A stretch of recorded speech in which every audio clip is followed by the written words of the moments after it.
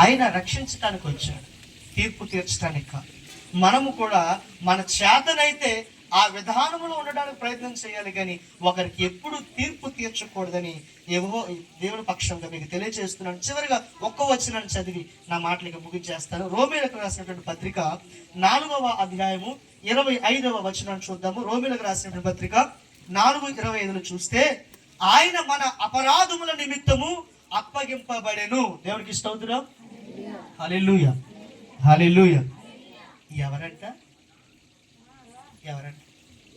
అంటే ఇక్కడే ఉన్నారా? నీతో ఉన్నారా? దేవునికి స్తోత్రం. నేను అన్నది మీకు అర్థమైందా? నిద్రపోయే వాళ్ళు ఉంటే స్తోత్రం చెప్పండి, పక్క వాళ్ళు ఎగుతారేమో అన్నా నేను. అంటే అక్కడ అర్థం చేసుకోవచ్చు. మరి మీరు ఎంత చక్కగా వింటున్నారు. దేవునికి స్తోత్రం.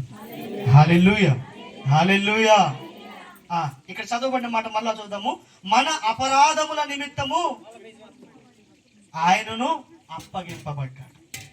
ఎవరైనా చెప్పండి. మళ్ళీ నిద్రపోతున్నారా? చేతులు ఉన్నాయా? మళ్ళీ మీకు గుర్తు చేయాలా? చెప్పండి. ఎవరు? కొంచెం గడి చెప్పండి. ముందు ముగ్గురు చెప్తే వెనకాల అసలు మాట్లాడలేదు. అమ్మా, నేను పాట పాడమనలేదు. పాట పాడితే మీ స్వరం బాగాలేదండి, నేను పాడలేదని అనొచ్చు. మాట్లాడలే కదా. అంటే ఇంకో దాన్ని ఏమంటారంటే, లోకంలో పల్లవరస ముత్యాలేమో రాలిపోతాయేమో అట్లాంటివి ఏమన్నా లేవుగా. మనకున్న అప్పులకి బాధలకి సరిపోతాయి. ఇంకేడ పనులు ముత్యాలు పెట్టించుకున్నా ఏంటంటే ఆ మాట, మన అపరాధముల నిమిత్తము ఆయన. ఎవరైనా చెప్పండి అమ్మ.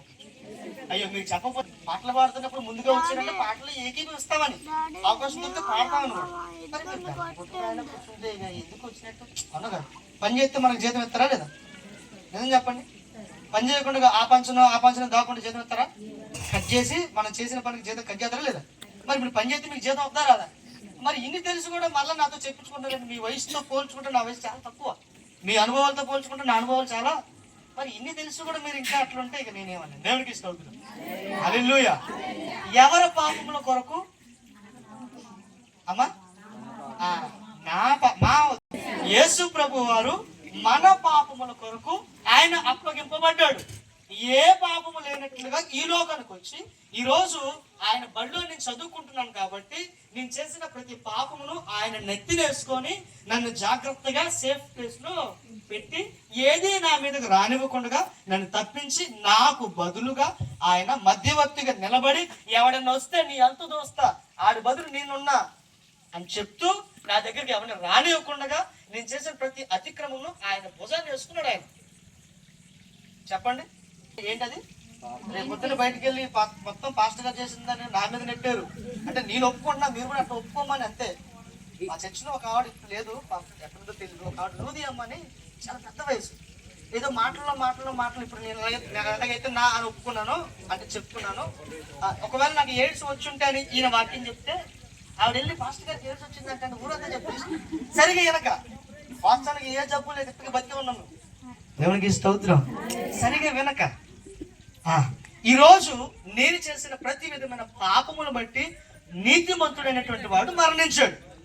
చెప్పండి. ఇప్పుడు మరణించాడు కదా, రేపొద్దున ఎవడైనా వచ్చి అరే అని మరలా మన మీద నేరారోపణ చేస్తే పరిస్థితి.